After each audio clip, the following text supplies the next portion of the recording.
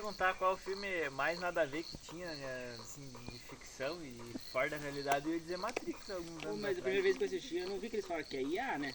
Que é a IA que tomou conta. Aham. Big Brother. O que tá comendo, Raquel? Mas a primeira vez que eu assisti, eu não tinha ouvido que era IA. Milho assado Inclusive esse termo. na fogueira. Sim, esse termo, há 30 anos. É bom, né? E o Jonas tá fazendo o que ali? Ah, Primeiro, tá tomando café.